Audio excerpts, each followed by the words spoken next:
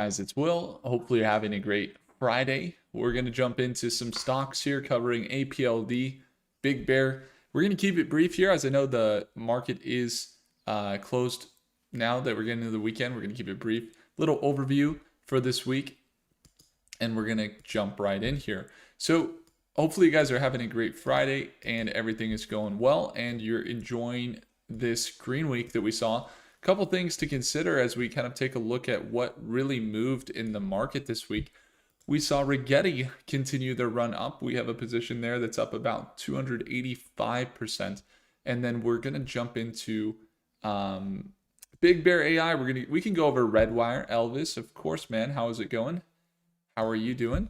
And then if we take a look at the quantum market as well, things went really well for quantum this week.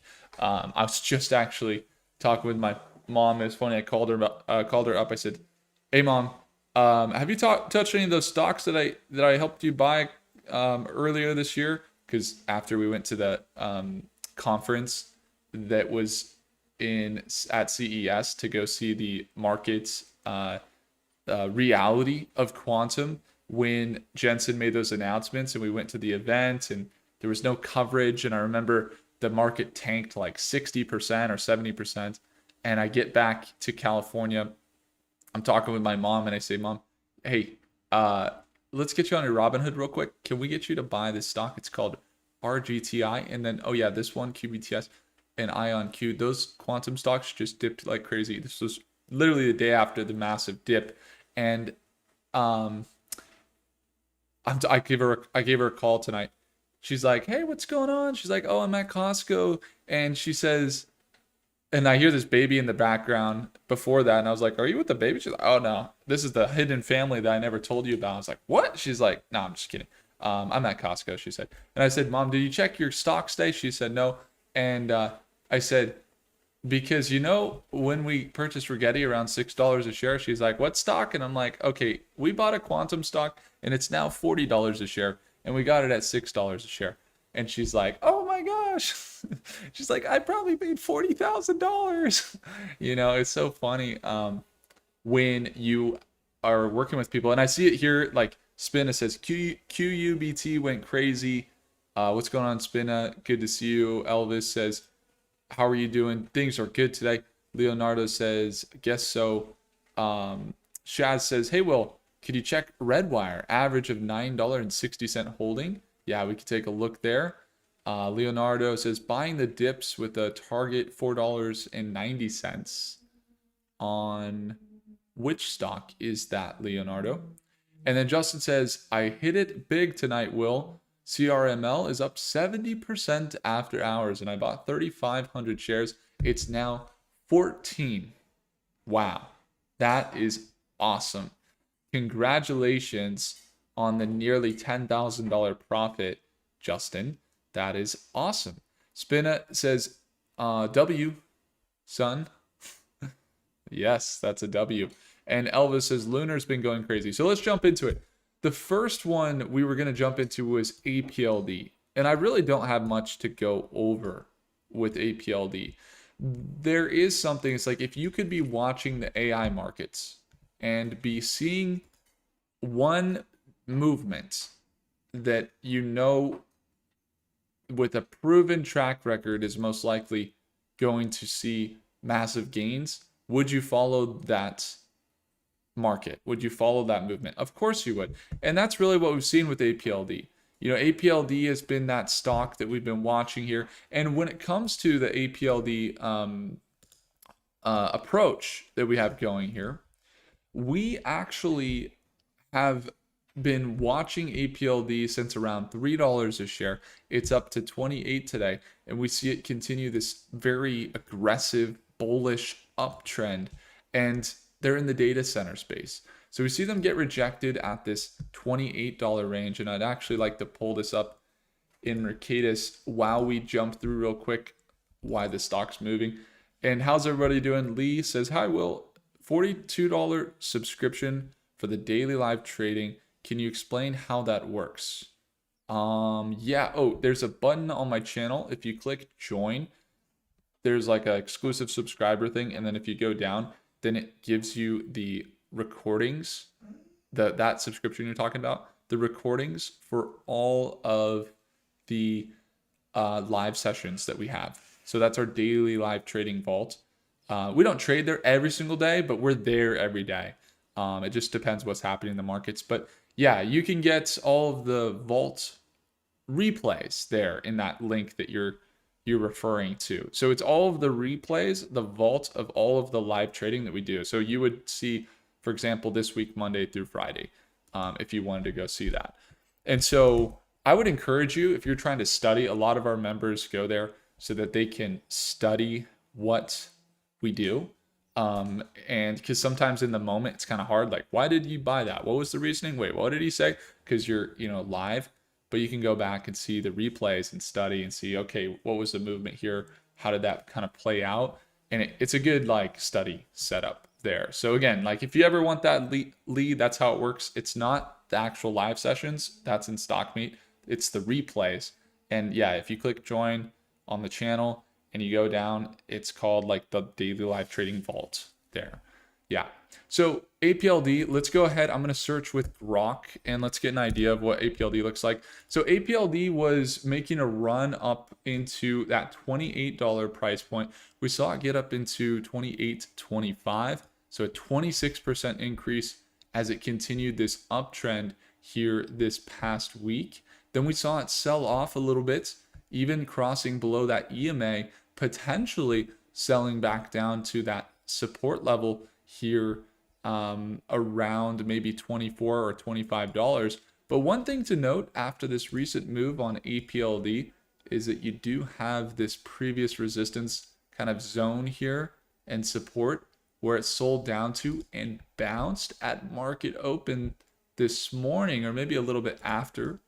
And now you see it kind of validate that previous resistance here as a support. So maybe it doesn't pull as low as 24 and it can keep this type of momentum up here into that new high of around $29. Now, that would be very hyperbolic kind of outlook, but that's what we could see for APLD potentially. And I got some really funny comments from some people around APLD because they said that it's like the shovels for the gold rush, basically. Like when you're looking at AI, you have AI, but then you have the data centers that are powering AI. And so APLD has seen some growth here without really seeing any standouts in their financials. So this week, monster week for most stocks. APLD still here waiting on their next reveal of their financials of what they come in with. They're not really impressing on the financial side of things, but if you look at their where they're working right now is they're powering a lot of the AI infrastructure by being the company that's constructing the data centers. So you can see that they work on liquid cooling for super efficiency and superior efficiency and performance, scalability, highly scalable, designed to support significant growth, and then power efficiency. A lot of times they go directly near the renewable energy sources. So whether that's wind or solar or what have you. So they're powering not just the CoreWeave deal. That was $11 billion. First it was $7 billion. It's been increased. It's now $11 billion. But they've also been working with Supermicro Computer. And as you guys know, if you've been following, NVIDIA, Dell, Intel, to make sure these data centers are getting built. And there's even some combination of NVIDIA GPUs there with networking Applied Digital's HPC applications, providing cutting edge technologies. So APLD has the deals right now that are in the 10 to 15 billion. Market cap still holding around $7 billion.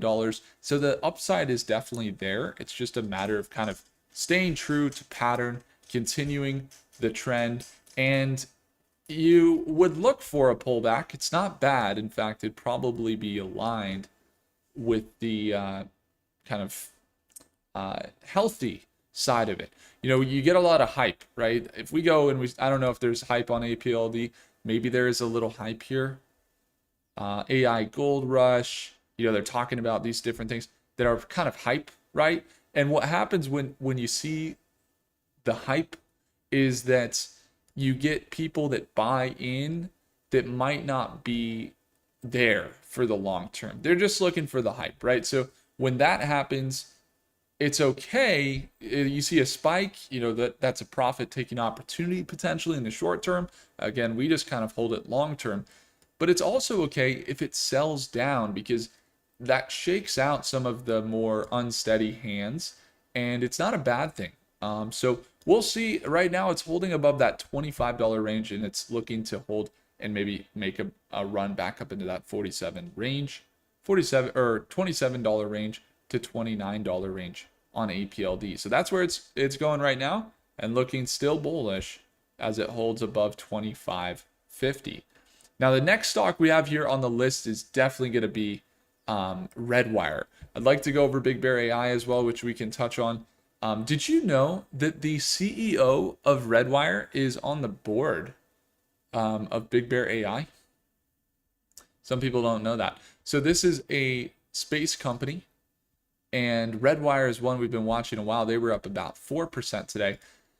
We've been following them really around the $7.75 range. And looking, I haven't touched this since we looked at it yesterday. We were looking for a 7% to 10% increase on Redwire. And look at that move today. We see Redwire continue up into that $11 price point as it starts to break out of that consolidation it was in for really since August. It was just consolidating from left to right. We see it break out now and looking for Redwire to really get back up into some of these levels. We've been talking about it for a while. We've really seen so far since the lows about a 34% increase, and we're looking for Redwire to be a $14, $18 stock, maybe more, but those are kind of the initial targets for the company because of frankly, look at their market cap and their valuation, and also where they're positioned right now. If we look at their market cap, but before we get into that, Redwire, from a defense perspective, maybe we see a little bit of slowing in the defense markets. It's possible. And there was that APLD projection. It was kind of looking like, according to our AI, APLD is actually going to correct in the near term, and then it's going to pull through in the longer term in that 3 month to 6 month and look bullish, which is kind of what I just was saying we could expect. But I'm going to go ahead and pull up this stock, Redwire, and let's get an analysis here, because there's another thing that's really affecting the government spending and the defense spending, which is the government shut down right now. Newsflash, if you're not aware, everybody probably knows that. But when the government shuts down, there's always this initial like, oh, hey, are we going to see the market, correct? But notoriously, that hasn't been the case. Poloni says, hi, Will, what are your thoughts on MSTR? MSTR faces a pretty heavy amount of manipulation, and if you're investing it, you should ask yourself why you're investing in it. Is it just for the patterns, or are you investing it because of the fact that they're buying Bitcoin and you like that? Because if that's the case, you should probably just go buy Bitcoin for yourself. Because what happens is you buy their stock, which isn't Bitcoin, but a representation of their company. They sell the stock, and then the share price goes down. You now lose investment value. And then they go buy Bitcoins to stack their market value of their company, but it's not actually going to propel the stock further. That's why you see bad correlation between MSTR and Bitcoin. So if you were looking to invest in Bitcoin, you really want to ask yourself why you're investing in MSTR. Is it because they're building something underlyingly good and valuable for the marketplace, or is it just because you like how they're acquiring a lot of like Bitcoin? If that's the case, you probably just want to buy Bitcoin. You're going to go direct to the source and not worry about the manipulation. In fact, Michael Saylor himself says buy Bitcoin, don't buy our stock, because you're going to see probably better returns. He says that himself because basically they dilute investors. Anybody who says differently, you should be weary of that. It's kind of like what's like, imagine there was a company that was like acquiring a bunch of silver. You're like, okay, they're acquiring a bunch of silver, so I'm going to buy their stock. It's not linked to silver. If you really believe in what they're doing, just go buy your own silver. You'll probably have better returns. And that's kind of what I mean. It's like, you can get the real thing or you get it. Anyway, so when it comes to MSTR, hopefully that's helpful. But this is what I was kind of going into, is we can now consider inside of Mercatus. I don't know if you guys saw the demo for the machine, but we did a demo yesterday, and we uncovered how the complex data that you'd otherwise have to go get, like government analysis, knowing the current shutdown, how it's going, and then also the average returns and how they impact different markets. On average, did you know that the market goes up during government shutdowns? And that there are certain markets that are affected more than others. Yeah, so we actually use that in our analysis here on Mercatus. This is the machine. And yeah, so Redwire, we have a projection here for the next year. It looks pretty bullish. According to Grok, paired with all the insider trading and SEC data and all that, we are seeing a projection here of Redwire surging above that $12.40 range. From the current pricing around 1073. So when we're looking at the chart, I think that kind of lines up. We see it 1073, now 1080, kind of pushing up after hours actually. Seeing it jump above that $12 range right now would just be continuation of trend. They're in the defense market. So again, if the government really shuts down for the longest in history, maybe that impacts defense markets, delayed contract values. But they did just recently have the deployments of their new, or not deployments, the establishment of their new headquarters or manufacturing plant in New Mexico. They recently signed a deal where they're one of 14 contractors in a $2.6 billion deal. And they recently signed a $25 million contract over the last month or so. You can see that is right somewhere in the last month or so. We could find it. I believe it's somewhere, if we could see it. Wow, they have a lot of news. There it is. $25 million contract by NASA. And so their current market cap's at 1.6 billion. However, they have more of a balance sheet, about 1.5 billion in assets. So they just surpassed it today. But they also have revenue here annually of on track to do over $300 million, which means in theory, right now, they are still undervalued at that $1.6 billion market cap if you factor in total assets and their projected revenues. So, and that's just kind of going off the whole Benjamin Graham, who's the mentor of Warren Buffett. That's how he evaluates stocks when it comes to market cap. And so looking at the assets and seeing where they're at, the financials look well managed. We see their revenue increasing year over year. That's the blue there. You see it increasing. And on top of that, the projections are fairly bullish, as we mentioned, even with the government shutdown data. According to Grok, I think the same thing would be true on Claude or OpenAI or Gemini, but we could check over on Claude too and see what that looks like. But basically what we got here is a support level around 965 and looking for a recovery on Redwire up into that $12 to $14 range. It's about a 15 to 30% increase with a support again around $9.45. So starting to make that run recently. Looks good for Redwire. Awesome. So it's been a, hey, Will, do you think CTM has potential? Personally, I hold CTM stock. I like their defense company. If you go over to AI Defense and you go to CTM, they're right around $1 a share. We've seen them hold this very consistent trend. Let's take a look at it, where they've been building their market cap, consolidating from left to right. And while they're down about 2.7% today, they are finding support at that notorious $1.05 a share. And so next kind of targets for CTM, I would imagine, would be something like this, about $1.15 if greater market direction stays green, and a 22% increase up to 131. Why would that be the case? Well, what we know about CTM is there's no hype. If I search CTM, let's see, is there any hype? No, there's no articles. Nobody's really talking about it. And that's kind of what we like. We're looking for stocks of integrity. Now, there is risk with CTM. I mean, when I say I invest in it, doesn't mean you should.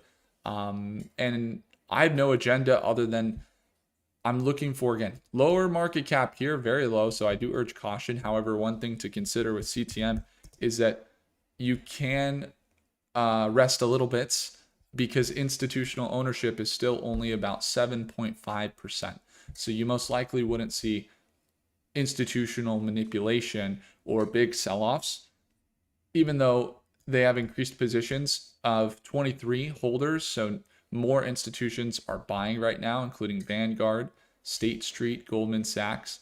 But you're still only 7.5% institutional ownership. And so I like that because while it's at a $99 million market cap, they have made some deals recently. If you take a look at what they've released here, that have been greater in defense contracts, greater value than their current market cap. Agentic AI for the governments is something they work in. They're in cybersecurity and processing large amounts of data for the US government. And they did sign a $103 million contract this year, which, again, larger. That was with a few other smaller contracts, larger than their current market cap of 99 million. So when we look at the revenue holding very consistently and very disciplined, with the revenue at 11 million, then 11.6, then 14 million, and the net income narrowing, meaning their revenue's up 21%, operating expenses down, and net income's up 82% year over year, which is really disciplined. And you can kind of see this trend of just increased revenues year over year, which we'd like to see. And then on top of that, they actually recently reduced their debt down to under 15 million. They previously were at 15. They dropped it to 11 million in liabilities, and then they have 43 million in assets. So cash and short-term investments are up 510%, and then total assets are up 47%. So it basically means with the CTM stock, they're disciplined, they're not hyped up. They're probably the smallest market cap company that I follow. And it's just because of the discipline we've seen on the balance sheets and things like that. So that's why we follow them. And I think as far as updates for them, they haven't had any major contracts recently. Their last article was August 19th. So we do see it kind of slow up where they haven't had a new contract in 2 months or 3 months, which is okay. They did sign a contract with a quantum computing partner there, Amplitech, which could be interesting for their future. So we would want to stay up to date on that, as quantum has been really seeing some growth recently. And if they're in defense, that might yield some tailwinds here ahead of the funding that we're seeing in the quantum market. So that's kind of good for them if they're involved in quantum. Now, CTM, we'll be watching again that $1 a share support and continuing to keep a close eye. Anna says, NB is at an all-time high today. Let's go. And I've seen you tracking that stock for a while, so I'm glad that that's going good. I always see your comments there. Excuse me, I didn't mean to hit the mic so hard there. And minerals here, we're sitting here and I just, boom, hit the mic. And so NB was up 30% today, Anna. Great job over in mineral and mining stocks. That is awesome. Congrats. And then Drilly says, what do you think about Butterfly Network? Drilly, I'm not too sure on that one actually, but we went over one the other day together that was pretty good. I haven't looked at that one though. I'm not sure. I don't have any opinion on it. JT, hey Will, any thoughts on CTM? Okay, we went over Elvis. Why do you think of Lunar? What do you think of the Lunar movement, Elvis? Yeah, Elvis, what do you think? I'm curious because when we look at Lunar, I mean, I think they're building space infrastructure right now, and there's certain markets. And look at this trend we've been watching here. It's really on this consistent uptrend over on Lunar. They just shot up to $11 this week. We've been looking for that breakout for a few months. We actually do have long-term positions in Lunar, and we're looking for a continuation in this smaller trend. So they might even pull back. As you can see, RSI and MACD looking overbought. They could even pull back to that 1050 range. But we were looking at this move for the last couple of weeks or the last month or so of about 74% up into that $15 range. And we have seen them continue. They've gotten some contracts just in the last week or the last few weeks. And of that 70%, they've already made it about 35%. And so they're looking right now to potentially continue up into this resistance here around $15.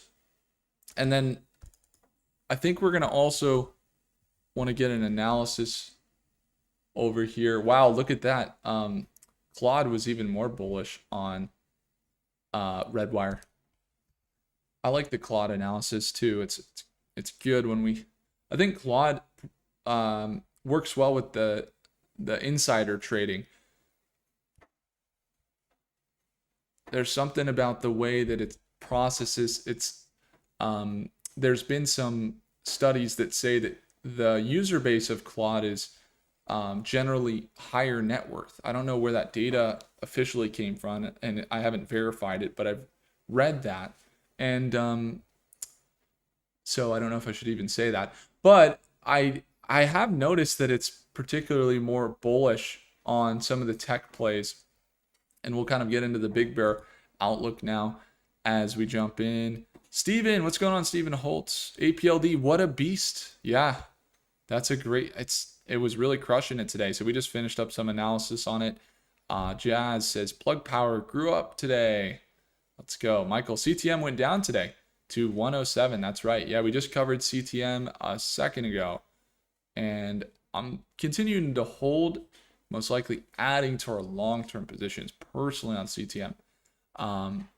Jaya says, Jaya Malini says, too late to buy LAC. I just didn't stay up to date with that one. Couldn't tell you. I think it's mining and minerals, if I'm not mistaken. I can't tell you. I mean, we could search it in the machine and get an idea. Elvis, what do you think of Big Bear AI's drop recently? Let's take a look. Let's jump into it. So again, kind of a look into Big Bear. We could see over the next year, according to the AI, we're seeing a projection increase of at least 22% projected on Big Bear. And the next day, though, you could see some corrections over the next 4 hours. Next day here, projected a little bit of a correction on Big Bear. And then next week, though, we're looking more bullish according to the AI here with Claude. Now, one thing to note that could supercharge this outside from some of the SEC filings or being able to see some of that institutional activity, because I'm fairly certain that with the movement on Big Bear, there has been some institutional movement today. We did see some recent sell-offs from $8.50 and then a recovery after it shook out from that $8.50 range. We saw it bounce and continue up and then find support here at around $6.90. So now consolidating between $6.90 and $7.50. But I think that there's this connotation too in the data that we're looking at here. Government shutdowns historically, if we're in our current government shutdown that we're looking at, we are seeing that historically government shutdowns are returning positive market returns. However, when we look at some of the impacts specifically to different sectors, you can see that while the market notoriously has a positive return during the government shutdowns, our AI also here gave us some indication that the defense markets do have a higher impact and higher potential for shorter term impact corrections for defense because of the government spending and contracts that might get delayed. And so even with that, though, you do see the medium term impact 12 months after shutdown, S&P 500, 12.7% with 86% of instances higher, which basically indicates we'll be all right. And that's kind of what we're seeing here. If that government data is in check here, we're looking at about, again, 5.7% correction over the next day here. However, it looks like bullish over the next few weeks to few months still for Big Bear. According to our AI and the research we're running that considers the insider data and all the SEC data along with the real-time stuff that we input into this. So the machine's been pretty accurate. But one thing to note too, I mean, you also have this new connotation around Big Bear. We talked about, obviously the data, but did you know when we look at our market network, did you know they're actually partnered with Palantir? Some people don't know that, but Big Bear actually has a partnership, not with Palantir only, but also with Redwire, which is interesting. But you can see that partnership with Palantir and Big Bear here inside of Mercatus just to kind of look at the market. And so again, we could check some other models, but it seems like the general sentiment is a shorter term pullback, longer term push up. And so nearest support level on Big Bear we have at 690 and then resistance at 730. We'll see how it reacts at market open this next week. There's a lot of reasons to follow the novelty of Big Bear. Like you got the World Cup coming up. You have the Olympics coming up. You have increased institutional buying, 199 positions and 65 decreased positions. Then when you get into the Big Bear Very Scan and everything that's going on there, we're looking at real-time deployments of their tech. So my dog, I think, wants out. You want to go outside? Okay, yeah. Okay. Let me see if Tammy can take you. Let me see. I'll give Tammy a text. Can Kona go outside? All right. We'll get some support over here.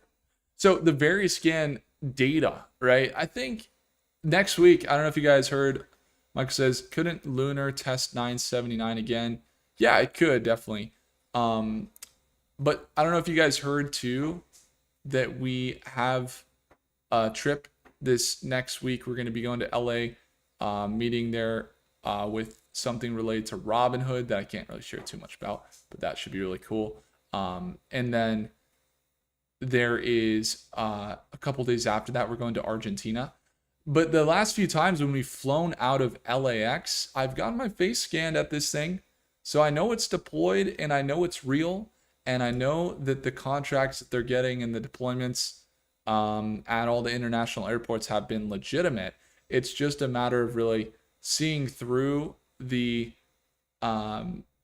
financials, because with the financials on Big Bear, you have a few things that you gotta really look at. And this is actually a little more higher tech stuff or higher level stuff. So I don't want to confuse anybody. But basically, their net income kind of looks worse than it actually is. And the reason why, there's a really good explanation from one of our Stockmate members. I was just going through some of Stockmate with a member here. I don't know if you guys have seen, but we added some really cool stuff here. Or this is actually the virtual stock trading system, something you get when you're part of the machine where we go over like entries and exits and all that good stuff. But when we were here in the Stockmate, there was a member that was talking about, I think it was Michael Clark. And Michael Clark had a really great insight into Big Bear. And he basically broke down what it meant when they had a negative net income. And that it's not as, the negative net income of $228 million that they came in with, there's a few contributing factors. The first was goodwill impairment, which is $70 million. That's an accounting write-down of value from past acquisitions, and it's a one-time charge. And it doesn't touch the cash, though it does show that the asset is now valued lower than originally thought. Then the other $135 million, derivative liability revaluation, so an accounting adjustment to the value of warrants, options the company issued. This moves with the share price. In this quarter's case, it swung heavily negative. Again, it's a paper loss, not actual cash leaving the business. So essentially, they only came in, if you discount those things, negative 8 cents, only 2 cents worse than estimates. And it looks a lot better, that negative 8 cents, than what was reported, the negative 71 cents, which looked disastrous. And so a lot of people, this is why we've been covering even through the big dip that we saw on earnings, and why we continue to keep coverage, is because we did see more institutional buying. We did see them still continue deployments. And I mean, frankly, when you look at the financials, okay, revenue dipped a little bit. Net income, if it's not as bad as it looks, they came in with more cash, and their cash is up 440%, which means they have the runway to continue deployment. So with those things mixed with all the Homeland Security initiatives with the big beautiful bill, and the background of the CEO and the Department of Homeland Security and that stuff, to me, Big Bear is kind of like this, it's kind of this magic movement that a lot of people kind of just discounted as soon as they sold off. But again, like, we got in here back in October, we started covering it around $1 a share. And at one point it was up to $10 a share. And I was really happy, right? Long-term position. And Dolphin says, I bought BBAI, make me rich, Will. Okay. How do we rephrase your conversation? Because we're gonna have to address that in a second. But basically, when it dropped from $10 down to $2, and I'm still holding this stock, I still hold this stock, and it's still basically like 3 or 4x at this point, and 3x, 2.5, 3x, and we continue to trade it and just learn more about it. And to me, it makes sense. It just makes sense. I could be wrong, but I don't attach much. Like, I'm just looking at all the facts, right? It's not really an emotional play. We don't really do that here. It's more of like, you know, here's all the insights, here's all the facts, and you can decide what you want to do with that. And that actually brings me to what Dolphin said. I bought BBAI, make me rich, Will. I'm only here. Good evening. Thanks for tuning in. I'm really only here to help you understand why stocks move. I'm only here to help you learn the insights and the facts that you need to make an educated decision. I will never have an agenda here to hype you up, to tell you that if you don't buy this, you're going to retire broke. I would love to just help you build the skills to be able to invest profitably. And that's what I like to do. I've been doing it for years, and it's what I love to do. I get up every morning. Been doing it for years, even before started the YouTube channel. And, you know, that's why we do it. We don't do it for any other reason than that. So I would love for you to, you know, get rich. Why not? But when it comes to the goal here, it's to really give you the best information you can get without all the hype and all that stuff, you know? Cool. It's all about integrity on the markets, because, you know, we don't know who's going to buy and sell tomorrow. We can only identify where the institutions would be attracted and then position ourselves before the institutions, essentially. That's what we look for. And that's worked very well for us. And I think a lot of people on the channel, it's worked very well. Oh boy, says the real bubble is cash, own assets. Yeah, I mean, own assets. That is true. I love that. Yep. Steven says contract. All of our portfolios will look really good. Oh yeah, definitely if they get a contract. Steven, so sure, what is great about what's great is how all of the quantum is blowing up. So we all making good money. While Bear just hangs back for a minute. Then, when either the Commanders win the Super Bowl or the TSA gives out the contract. Yeah, the TSA has about a $5.4 billion initiative there, and it looked like in this article, the top players that could potentially get this deal would be considered. And one of them really was, this is an InfoWars article, but you can actually go directly to the source. It's a .gov article. You can verify it. I could probably pull it up. Let me see if I can. Is this it? Boom, I found it. This is the real article direct from the government. But yeah, I mean, they're looking for the biometric Veriscan technology, basically, that Big Bear has. And they're already positioned very well. Integration with airline applications, airport displays to have real-time weight information. Big Bear's on it, so I think they got some chances to get some pieces of that potential issuance from the TSA. Awesome, guys. Well, hey, I appreciate you all. Eddie says, don't believe hype. Exactly. Not here. Steven says, are you nuts? Sell Rigetti? Oh, heck no. Yeah, I mean, dang. Damn, Rigetti's up 285% on our recent position, so it's crushing it. It's good to see that. And I'm glad you guys are doing well with the Rigetti. And I hope everyone has a great Friday. Thanks, Sean, for tuning in. Dylan says, if you want to retire, you may need strong hands with Rigetti. Yeah, that's the beauty of investing. Like you know, I was just mentioning, we hold long term.